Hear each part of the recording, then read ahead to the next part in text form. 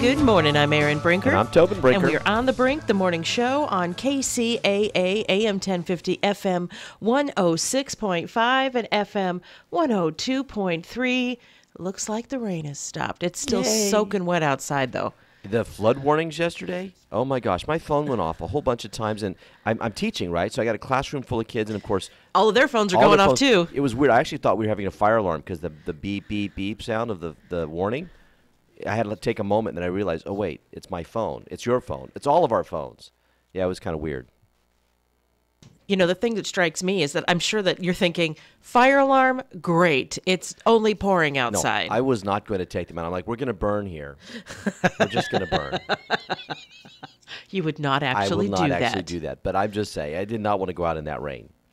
No, I don't blame you.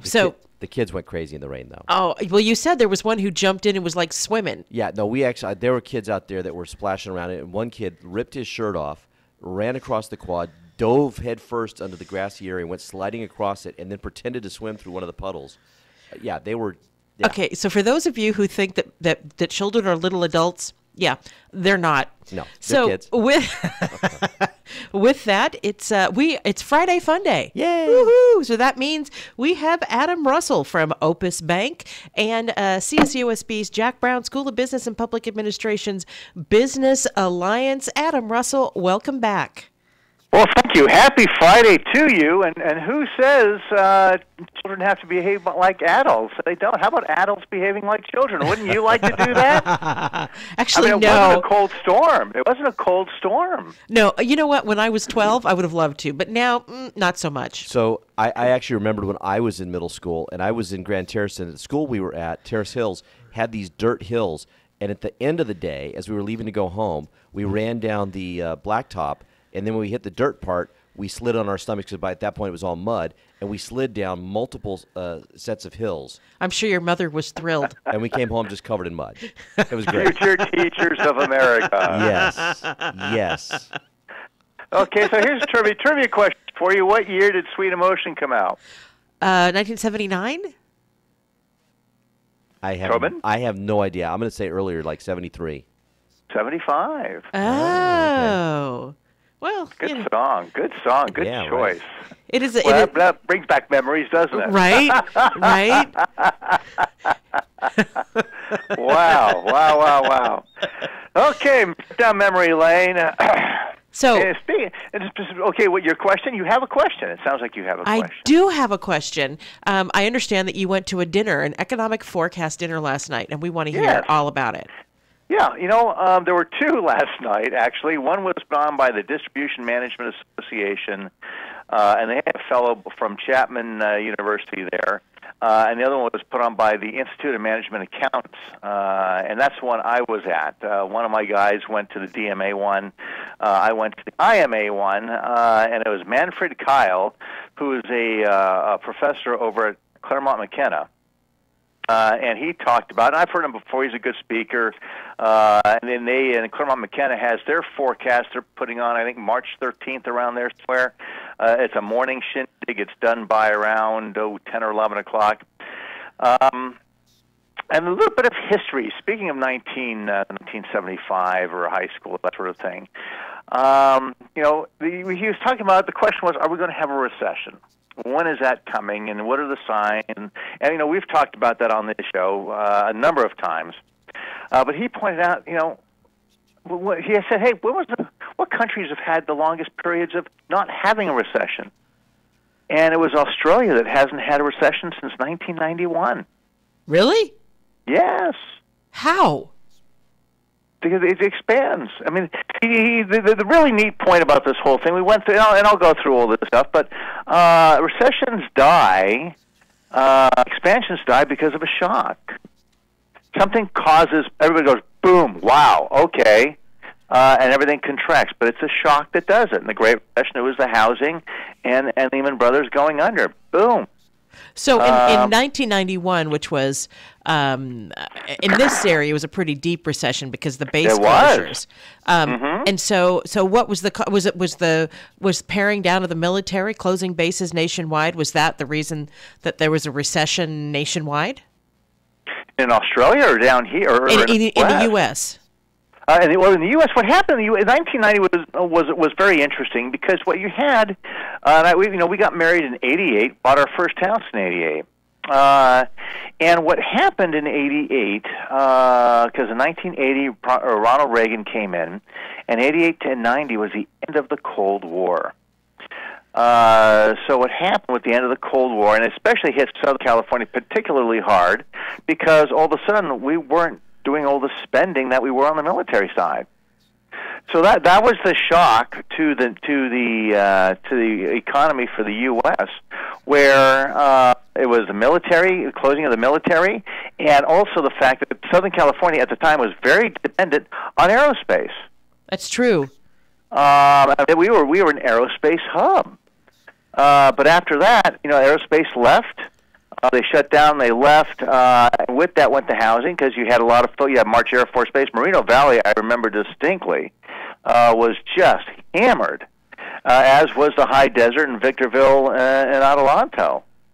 The areas was just hammered, and that was the shock that stopped that expansion. Was the fact, well, we don't have the aerospace spending anymore, and then the trickle down effect of that. And so he went through and said, okay, gee, what is it that's going on now? He talked a little bit about the Inland Empire, and the Inland Empire has always been kind of a leading economic indicator. We're always the first, and in all the unemployment figures, the Inland Empire is always the first to have increased unemployment. We're the canary? Yeah, really. We're the canary in the coal mine. Exactly. That's a great analogy. And so, but he talked about all the things that we've talked about on this show too.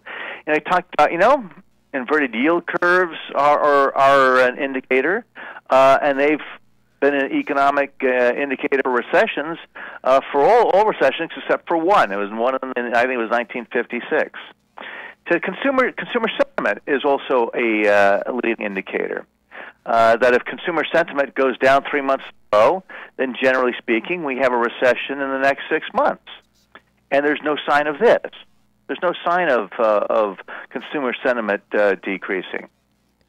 And we talked about unemployment and how in IE we're a leading indicator of that. The IE is doing quite well. I looked it up last night, and we are at 3.9% for the Riverside, Ontario, San Bernardino area. We're at 3.9% unemployment. And when you think about that, it's like, wow, that is really, for our area here, that's really outstanding. And it's kind of creeped up on us because we were north of 10. We were north of 10. It was bleak for a while. I mean, yeah. And there are still pockets in this area that are in the Inland Empire that have higher unemployment, but generally, sure, it's much better. And the High Desert was 24%. Wow. One in four people were out of work. Down here is 1 in 8 people were out of work. It was 12%. So, and now we're down to 3.9. It was 4.4% in June, and in November it was 3.9. So, so that's doing fine. And so, at the end of the day, his consensus was, there's just don't see it coming. Now he says that's not to say we're not going to have one, but what's going to be the shock that starts it? And so there were a number of questions, and of course, how about the government shutdown? Could that be a shock? They said, well, yeah, but it would have to really be extended, and it doesn't really show any sign of coming to a stop. Both sides seem pretty intractable. Tobin had always said it's going to go into February. He said that in the beginning. And I thought there's just no way they're going to let it go that long. Because usually, historically, they haven't lasted that long. But now I'm thinking, well, yeah, I could see it happening. Well, this one's different because neither side has given themselves an out. There's no obvious point where they can connect and have some compromise. And so the reality is they're going to go until one or both sides are feeling enough political pressure and pain from their own groups of constituents. And that means a long time because it takes a while for that to build up as people don't get their paychecks and the economy starts to slow and, Yeah. And that could be the shock, but it's got to go, excuse me, it's got to go for a while. Yeah. Well, and there are more and more federal departments where the people are being ordered back to work without pay. And as Aaron describes, that's slavery. It is. It is. You require people to come to work and you're not going to pay them? Yeah, that's slavery. Even though you're saying, well, we'll eventually pay you. I'm sorry, but my rent doesn't work that way. My car payment doesn't work that way. The grocery store doesn't work that way. Here, I'll pay you back on a promise. Right? but 100 years ago it would work. Yeah. Oh, yeah, that's well, true. not anymore. Yeah, when you had your neighborhood grocery store and everybody knew everybody. Exactly. Yeah. Yeah. So, another shock could be, okay, how about China and trade?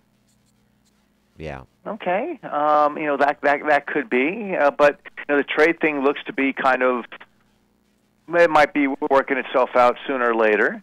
Well, what if the shock comes from abroad? I mean, this obviously the Brexit plan failed in the UK, but they're still. I mean, the referendum still happened. They just have to figure out the way. And so, what if the earthquake started abroad? Could that cause it? Sure, absolutely. Because he mentioned how about the debt crisis with Turkey and foreign debt crisis with countries that are just up to their eyeballs in debt. And what happens if a country fails? Yeah. You had Greece was an issue, 6 years ago? Yes. And everybody's worried about that. And that was causing some market volatility. Yeah, certainly in Europe. Mm-hmm. Sure was. And the other thing, someone said, well, how about automation? And automation is really... you can go back and forth either way, whether it's a job killer or a job creator. You can say it's a job killer, yes it is, but then there's the offset is, people have to maintain that equipment. So it's a different form of employment. And he talked about being over in Korea and going to a Hyundai car manufacturing facility. And he says, huge facility, all automated, 40 people produce 52 cars an hour. Wow. That's crazy. Well, that is output. And the reality is, I don't care what it is that you do, you have to continue to educate yourself throughout your career. Yeah. And so, the reality is that the job that you were doing 10 years ago is different from the job you're doing now, even if you're in the same field, because things change. And, the people sitting around saying, my job is going away. Well, you're right. The job that you were doing, you didn't do anything to better yourself, and now your job is going away. Well, you should have gotten off your duff and taken a class. Yeah, that does require initiative. And, there are folks that have initiative, and there are folks that don't. And is initiative a nature or nourish? Which is it?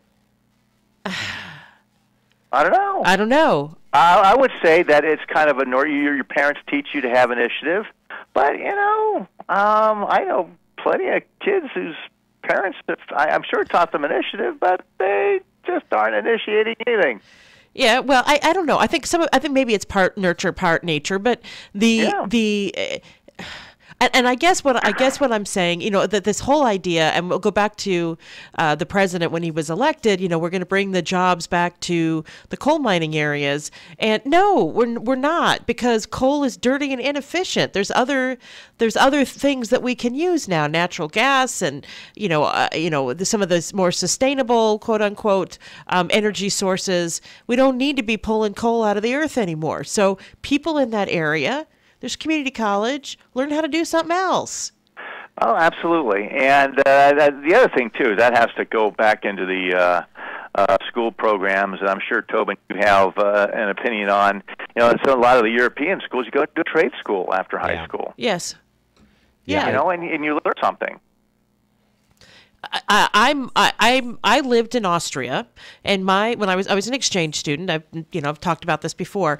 My host brother in Austria was learning how he was not going to high school. He was older than 16, so between 16 and 18 is when you start the apprenticeship, and he was an apprentice to be a goldsmith. And I actually looked him up recently because I lost touch with my host family. He is a master goldsmith jeweler. Makes huge money, and he learned that while he was in high school, and then has continued to educate himself. You perfect your craft. Exactly. And there was no stigma about people who have learned a trade. So whether it was woodworking or plumbing or electrician or any of those, it was just a job. It's just a job like any other job. Those jobs are needed. They learned how to do it from master tradesmen or craftsmen when they were young and continued to grow. We need a program like that, and our community colleges are filling that gap in a lot of ways. And our like the San Bernardino City Unified and several other school districts are developing these career pathways, which helps a lot. And I think that's moving in the right direction. And that's innovation. It really is. Yes. Because the schools, someone's got to be able to see where things are going to go, where kids need to be. And Manfred also, he had a very interesting observation that he told us was the accounting program at Claremont McKenna is down 30%. Is it really? Yeah. He goes, what the heck is going on? Our accounting program is down 30%. He says there's a class over at Harvey Mudd, which is the engineering, part of the Claremont colleges, that is a software development class. And in that class, most of the students in that class are from Claremont McKenna. They're going over there. These are business majors. Claremont McKenna is a business college. Are going over to learn tech at Harvey Mudd. Oh, that's smart. And he said the students even see where things are going, where they see, and he also talked about one of the larger accounting firms. I forget which one, consulting firms, PricewaterhouseCoopers or PwC or one of the big ones there. They're hiring more people that have no accounting background, but they have a tech background, and they figure they can teach them the accounting side, but you have to have the ability to work with software and work with technology, at least at an elementary level, to really do the jobs that they want you to do. Yeah. Wow. So it's fascinating stuff. I mean, how all this kind of, changes and revolves, and, you talk about, the jobs that you have aren't around. I've been in this business for 30 years. I've been in banking for 30 years. They try to do everything they can to eliminate a branch. And, even Capital One is still opening branches. Really? Yes.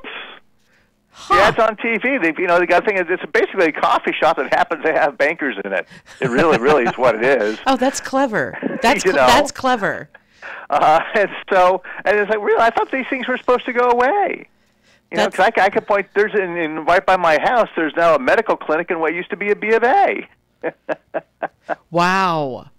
And then my son he's a real estate property manager. Someone's still gotta go out to the door and check out. Hey, what's leaking in your apartment? That's true. That's true. Well, and then go ahead. No, and it's true. And I'm thinking about banking, my personal banking. I haven't walked inside a bank since I in the last 15 years. I think I've been in a bank twice, and both times it was like I think Tobin, you had gotten a card stolen or shredded or something happened to it, and we had to go in and get a new card, and that was it. Because or wasn't working in the ATM. Hey, what the hell? Yeah, exactly. Business banking, on the other hand, I've sat down with bankers, talked about my plans, and I need that on the business side. How satisfying was that? It was awesome. Was it? Okay, good. Yeah, actually, I was really happy with my banker. I cringe sometimes. Oh, good. I'm glad to hear that. I mean, my little company is very small potatoes, but it's it's not like it's a too small for most business banks. It's just right as I was getting started, but I haven't seen her since because I haven't needed to. Yeah. They said, and that's where you've been kind enough to invite me to a Rotary thing. I'm going to talk about the evolution of a business and how it starts, what kind of banks it goes to, and where in the growth phase, and what kind of services you need. When you're starting one, you're going to go to a big bank. I mean, you have really, if you're opening up your doors, you have no business going to a community bank. You really do not, because as a small business, you need all the help and technology in the world you can have, and that's Chase, B of A, and Wells. Yeah, I use Chase. Yeah. However, at a certain point, you get big enough. I think we've talked about this before, where you get up to about, $10, $15 million in revenue, and your requests are exceeding what the typical bank can fit into a box. That's when you go to a community bank. And then you hit $250 million in revenue, and all of a sudden the big banks, wow, they take notice. They go, we can really come up with some very innovative things for your $250 million business. So it's a cycle, but there's 5,500 banks in the United States, and they all do something different. Huh. So how are things, and I don't know if you all have met recently, but how are things going with the Business Alliance? You knew where I was going. You knew where I was going. I know. And I was talking about this last night. I think it was with Thomas Galindo, and the day before with somebody else. And Matt Wilson of Wilson Even, a great little accounting firm, by the way. They're not so little anymore. They started 4 years ago because they were not happy at the larger regional accounting firm they were at. And it wasn't like a big regional either. It was just one of those larger, 20, 30 partners in San Bernardino, and they just weren't happy, so they started on their own. That's the initiative that we talked about earlier. Yes. And now they have, I think, was it 28 employees? Oh, that's awesome. Yeah, it's great. And Matt Wilson and Maya, I was talking to Matt, it's just that the College of Business, the Jack Brown College of Business and Public Administration at the California State University in San Bernardino, we just need a coordinated time and get things going. That's all. Yes. The school's doing well. The university's doing well. I was able to sub for a friend of mine, Thomas Galindo. I had a lot of fun doing that. Brought back a lot of memories. It's just so fun working with people that want to learn, and some don't. So the 2 or 3 that come up to you after class and chat. Right, Tobin? I mean, you see the kids that are bright-eyed and bushy-tailed, and most are just, hey, whatever. And then there's some that, really, hey, if you can handle that forklift over there, you got a career, but it's just that fun. It's that reward that kind of keeps you going. And my daughter talks about it. She's still, she's only been doing it 2 years, and she loves it. Well, that's wonderful. And there's nothing wrong with being a forklift driver, but if you're in a finance class and you're bored out of your mind, perhaps you should think about something else. Exactly. To do something, I tell kids, what do you like to do? Kind of what's passion. And that was kind of the underground subtext in the movie The Upside. Oh. Have you seen that? I have not. Well, that's with Kevin Hart. He's a short comedian dude. And you know what? I was very pleasantly surprised with that movie. Went to see it last weekend. I would very highly recommend it. All right.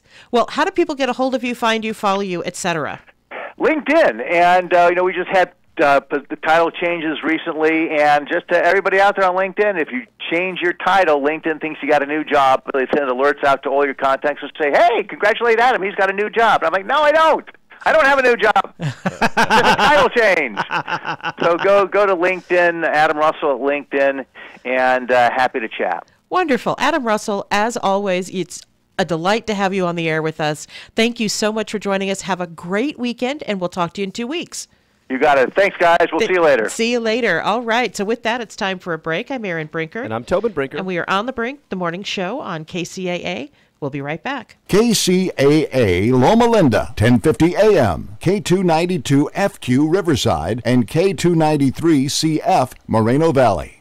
Purdue Foods is recalling nearly 70,000 pounds of gluten-free chicken nuggets sold nationwide. Federal health officials say 3 people reported finding wood in the nuggets. They were produced last fall and have an expiration date of October 25th, 2019. No one's gotten sick, but the FDA is warning consumers to throw the product out or take it back to stores where they bought it for a refund. A norovirus outbreak in California is being traced back to oysters harvested from Tamales Bay. Hog Island Oyster Company co-owner Terry Sawyer says customers started getting sick at the end of the year. We're trying to figure out where it came from. We're very proactive in collaborating with California Department of Public Health and all the health agencies. Other oyster companies have received similar reports about oysters from the bay. It's unclear how they were contaminated, but all harvesting from the bay has been halted. Health updates, Sarah Lee Kessler, NBC News Radio.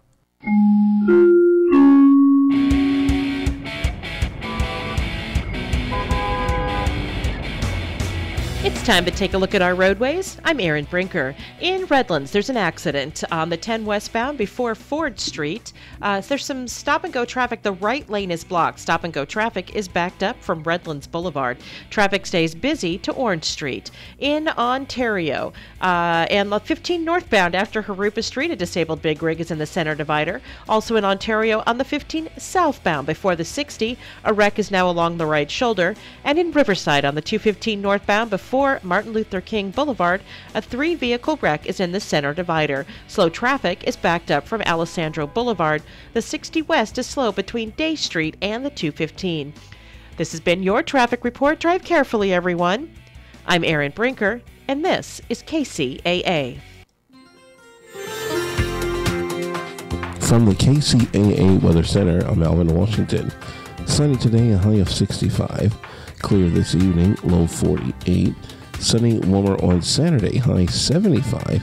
Clear on Saturday night, a low of 49. I'm Alvin Washington, broadcasting live from the Tri-City Center at the 10 and 210 freeways. We are the trifecta of talk in Southern California, KCAA, 102.3 FM, Riverside, 106.5 FM, Redlands, and the Legacy, 1050 AM, Loma Linda, San Bernardino.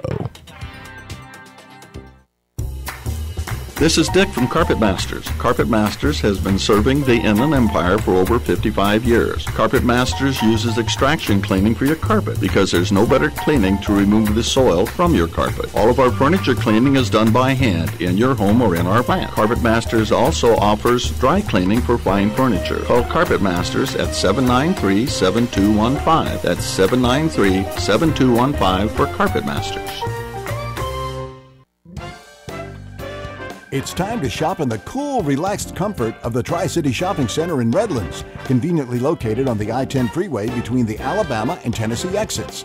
Bring the kids too and watch them play in the only indoor fun center, High Five Indoor Playground, where parents are welcomed on the playground. Birthday celebrations are encouraged, so make plans for some great fun at the mall. More reasons why the Tri-City Center is called the Mall with a Heart. This is KCAA.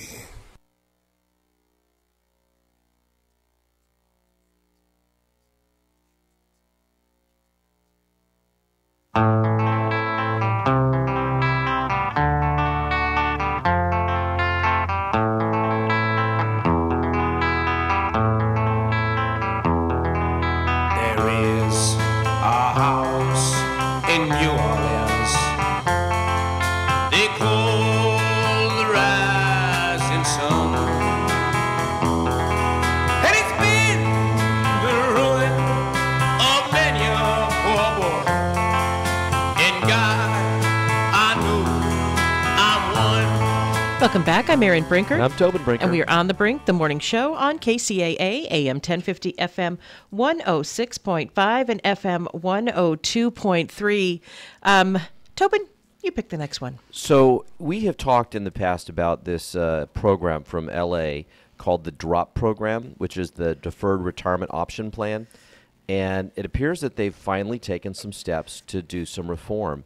And so the LA City Council voted on Tuesday to reform the controversial retirement program that allowed hundreds of veteran police and firefighters to take extended leaves from work at essentially twice their usual pay, right? So they were getting paid their salary. It's so disgusting. And they were getting paid their retirement salary, okay? And then they would also go out on disability leave and still be collecting all the money, right? And the program was designed to let them retire but actually work for another 5 years so they could keep people around. And, this program is such a it's a garbage scam. It's a scam. It is a payoff to the people who contributed to their campaigns. Yes. I mean, it's just corruption through and through. So the reform, though, has got people upset as well. So let's talk about that. So, okay. Okay. So the deferred retirement option plan pays cops and firefighters their salaries and early pension payments for the last 5 years of their careers under the new measure. And here's the tricky part, which will only apply to new participants and not those already in the program. You've got to be kidding me. Right? Uh-huh. So, okay. Pension checks will be withheld now from those who miss significant time due to injury or illness in any given month. Those employees will still receive their full salary for the time off. So, in other words, if you enter the drop program, if you're a new person, like, not one of the old people because they still are under the old rules, but if you're a new person who enters the program and now you say, "Oh, I'm injured and sick," you won't get your double pay anymore. But you will get your regular salary. So you'll go back to regular pay, right, for whatever time that you're off. And then as soon as you're healthy, then you go back up to your double pay. Okay, so for new people. The old people can still go out sick and collect everything. Okay, so it would be very interesting to see when this first passed. Mm-hmm. What city council people? Is this county or city? It's county. City. Okay. Yeah. So what city council people received what contributions to their campaigns from the police union? This is going to shock you. You know who pushed for this originally? Villaraigosa? Reardon. Really? Yeah, and he now has come out and said that it was a big mistake. But of course, back then, and the unions sell this stuff as, it's cost neutral. It's and part of the deal was they had the Rampart scandal back then, and they were afraid they were going to lose a bunch of police officers. So they were using that also as a way to say, we have to do this to retain people. This is how we keep people around.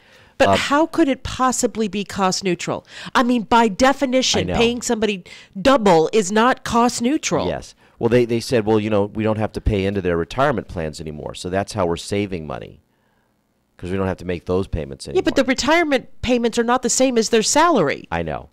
It's crazy. It's crazy thinking.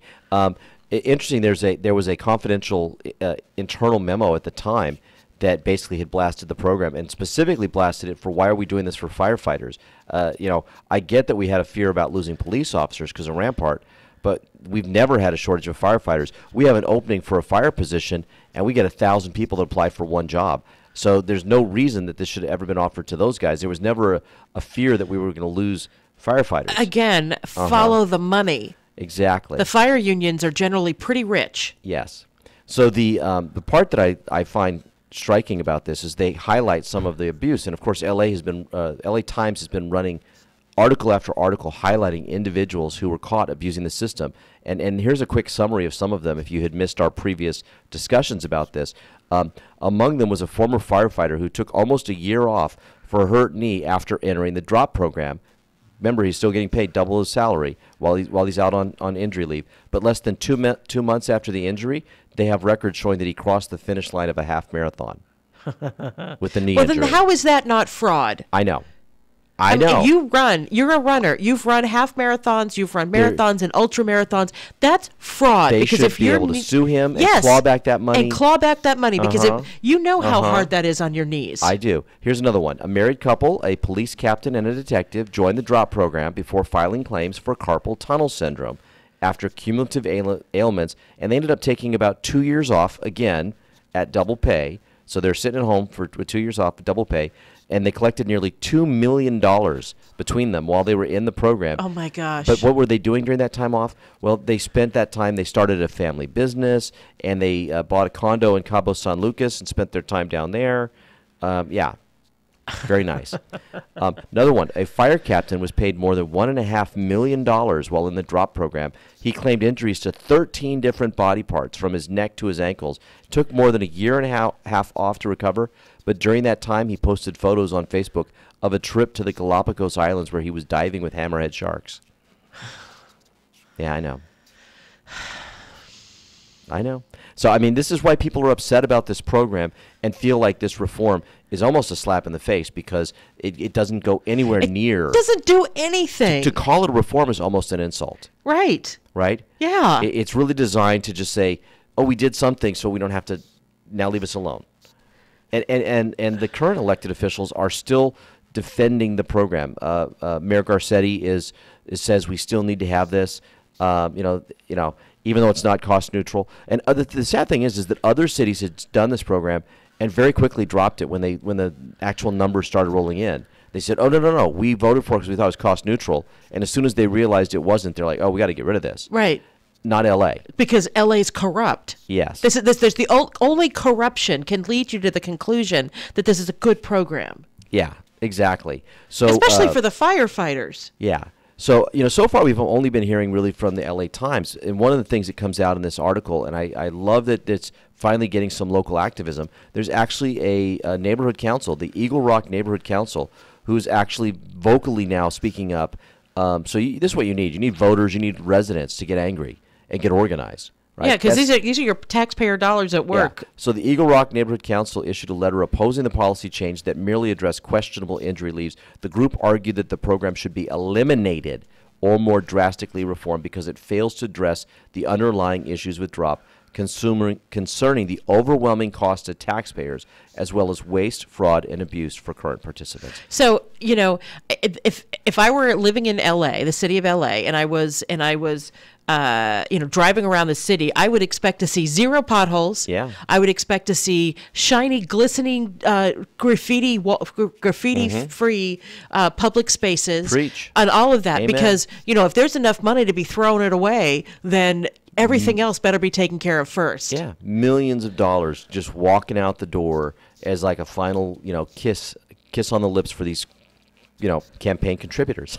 It's all paid for by the taxpayer. Taxpayer dollars. Yeah, it's shameful. It is shameful. Well, and good job to Jack Dolan from the LA Times for uncovering this and continuing to write about it. This investigative reporting piece, as we've read these and talked about these over these months, these past year or whatever it's been, fabulous reporting. Fabulous. I mean, the way that they've gone into detail, this is not something you do overnight, right? I mean, the way they've gone back and found that these people and how they committed the fraud and who did it and really just digging and digging and digging. Amen to them. This is why we need these legacy media outlets that do this work.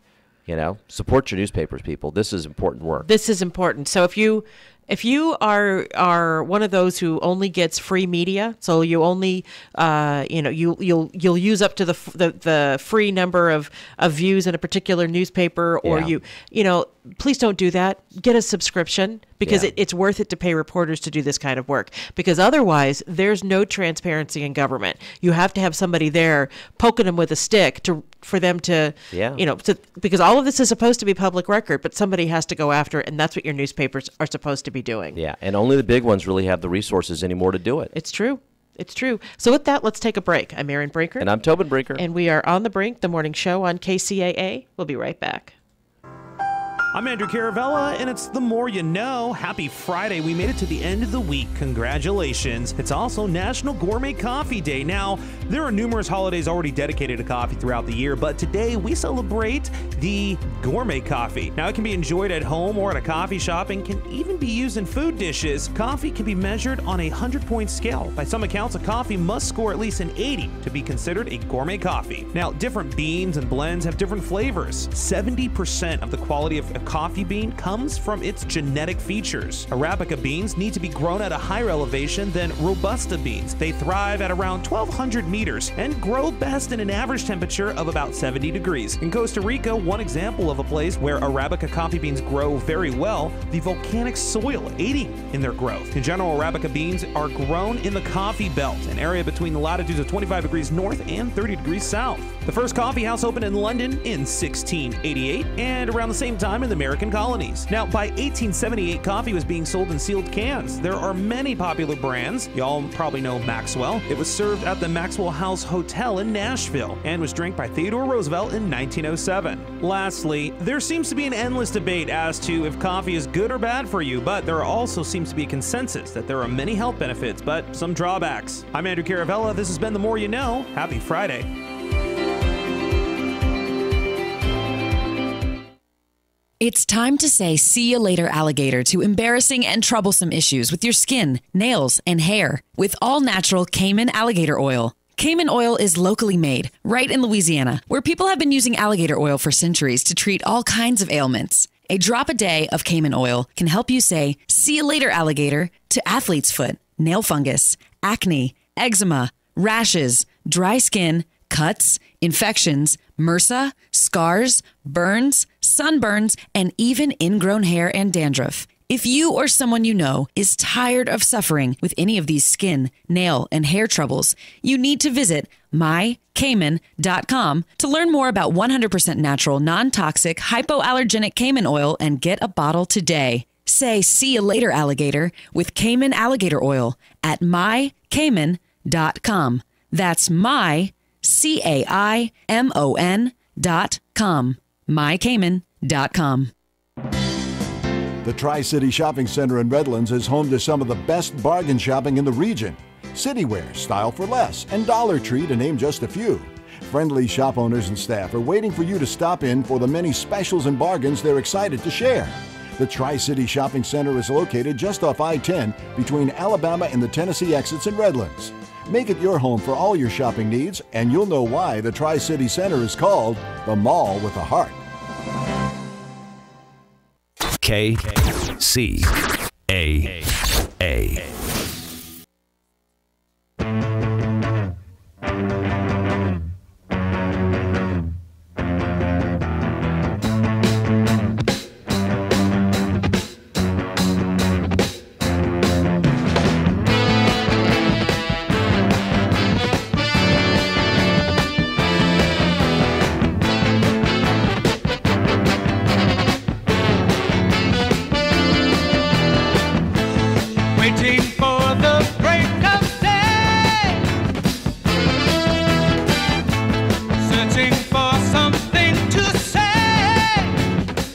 Welcome back. I'm Erin Brinker. And I'm Tobin Brinker. And we are on the Brink, the morning show on KCAA, AM 1050, FM 106.5, and FM 102.3. So, Alex Jones, well, there's an article in the Austin Chronicle, and the headline itself. Yes, the headline. I love the headline. I just laugh. So a village idiot Alex Jones must spill his secrets. And he is. Yes. So lawsuits by Sandy Hook families want to look at InfoWars books. So I'm just going to read this from. So we at the Chronicle tried to make this space an Alex Jones free zone. Because of course Alex Jones is from Austin, right? Yeah. So, but report the news we must. Austin's homegrown conspiracy clown, now an international embarrassment, had a bad day in court last week. Connecticut Superior Court Judge Barbara Bellis ruled on Friday that plaintiffs in a defamation lawsuit against Jones, alleging a campaign of harassment following the Sandy Hook school shooting, could access the financial records of Jones and InfoWars, the unaccountably poor multimedia platform from which he proliferates his nonsense, including the theory that Sandy Hook was a, quote, false flag, unquote, hoax designed to gin up support for stricter gun laws. The ruling could give plaintiffs, relatives of the children and adults killed in the massacre, and an FBI agent who responded to the shooting access to internal communications and marketing strategies at InfoWars, a step that the plaintiff's lawyers described as necessary to understand the planning and coordination that went into perpetuating the Sandy Hook conspiracy theory. Attorneys for Jones plan to appeal the ruling.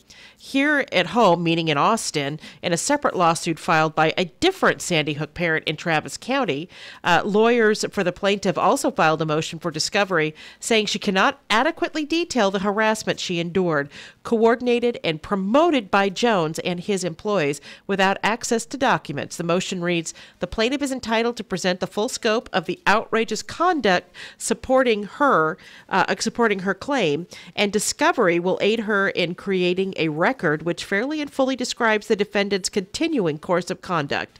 A hearing on the motion is scheduled for January 24th. So his attacks on the folks from Sandy Hook were probably the most despicable thing that I've seen in a long time, the way that he went at them. I mean, these are people that are grieving the loss of their children. Right, and he's out there saying that it's fake, Yeah. and that they were all actors, Yeah. and the kids aren't actually dead, and that it didn't really happen. Yeah, really unbelievable stuff. And so people of his ilk, Yeah. the same thing, they said the same things after the San Bernardino shooting. Yep. And I remember feeling viscerally upset about it because everybody who lives in this area knows somebody who was died. in that room. Yeah.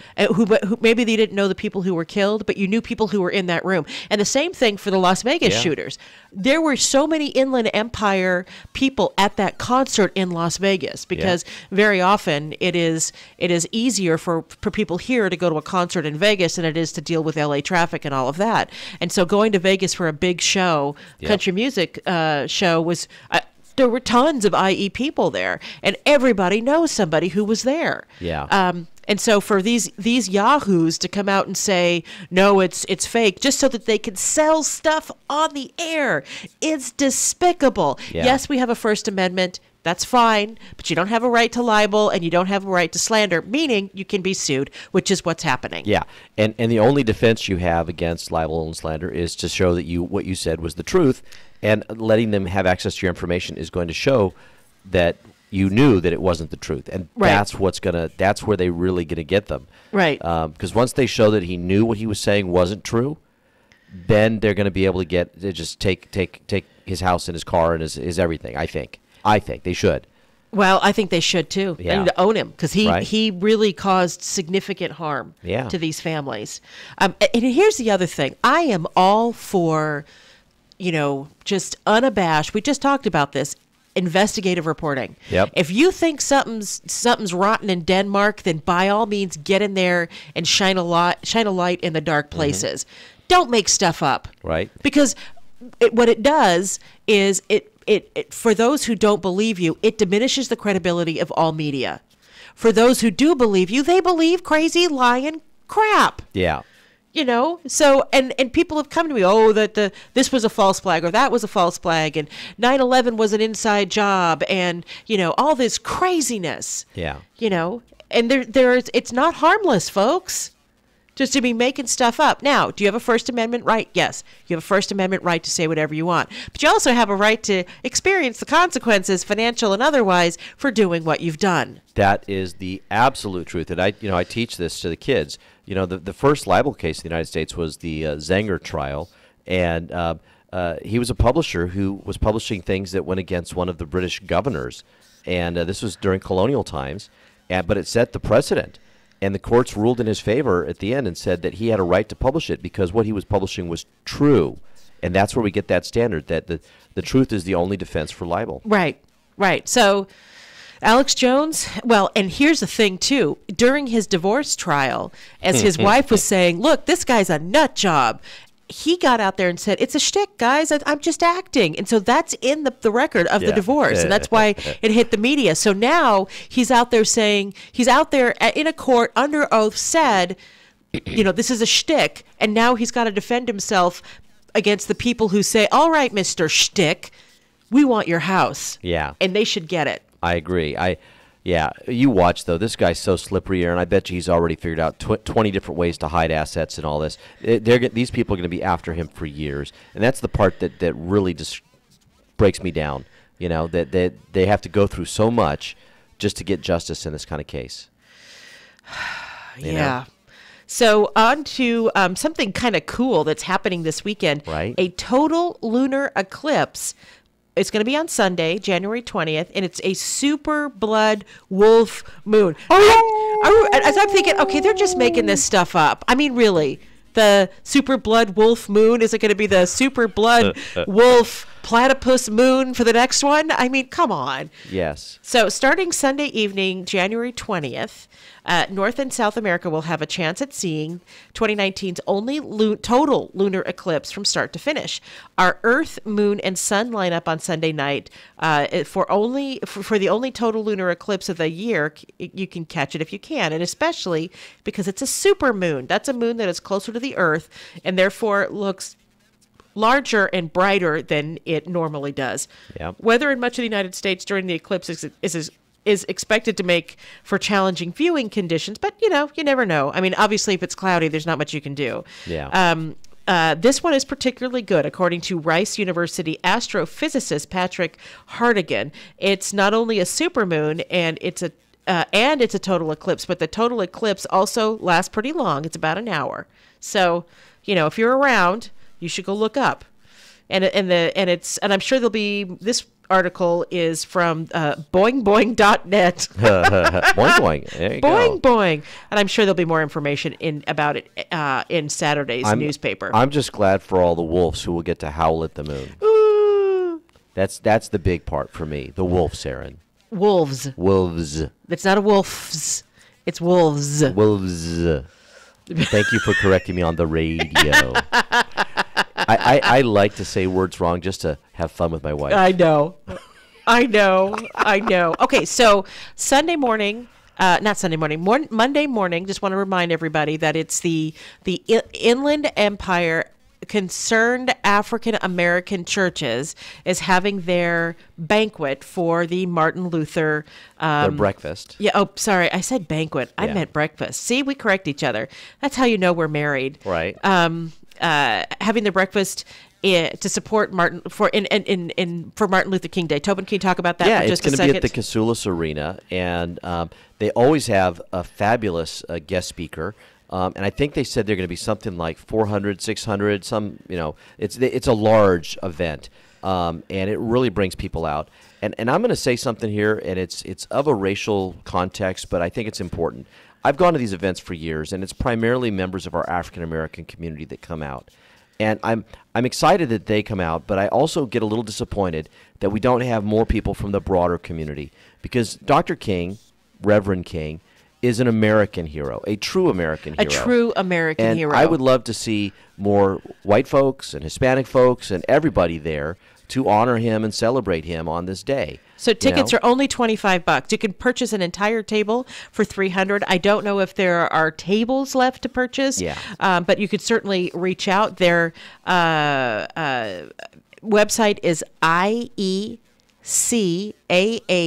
for Inland Empire Concerned African American Churches.com. IECAAC.com. The breakfast is this coming Monday, starts at 7:30 a.m. It's at the Casulas Arena at Cal State San Bernardino.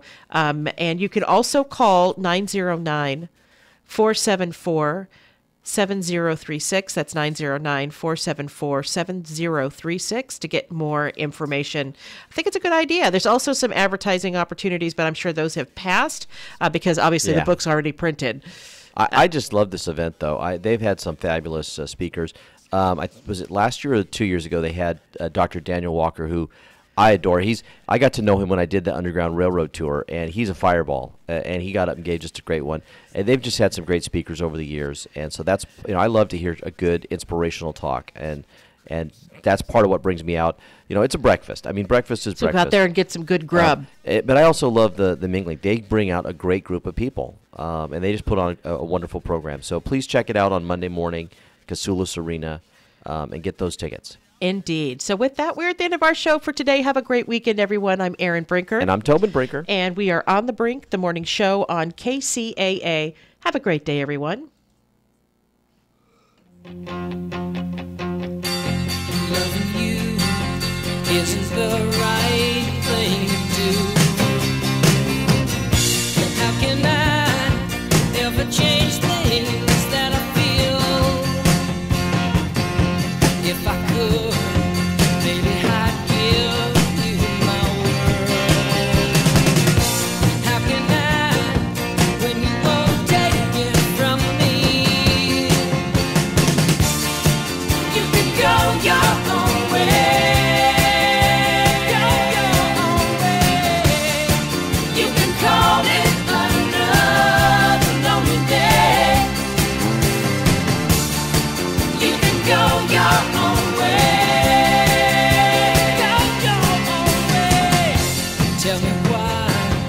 KCAA Loma Linda, 1050 AM, 106.5 FM, and now 102.3 FM.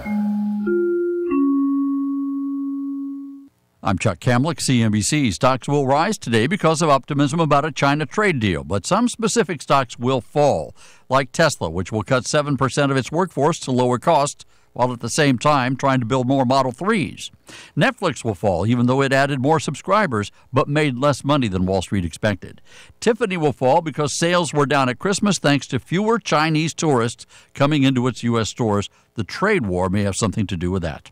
On the plus side, VF Corp's Christmas sales were solid. The big sellers, Vans shoes, not North Face coats or Timberland boots. Walmart's pharmacies will remain in the CVS Caremark network after all. Both sides came to terms over money finally. AT&T will start showing ads on YouTube again. It stopped 2 years ago when some of the ads showed up next to objectionable videos. And Purdue is recalling 68,000 pounds of chicken nuggets. They might contain wood pieces. They were sold nationwide. Chuck Kamlick, CNBC. Grainger stands for safety, and they know what safety stands for. S, safety. A, all about safety.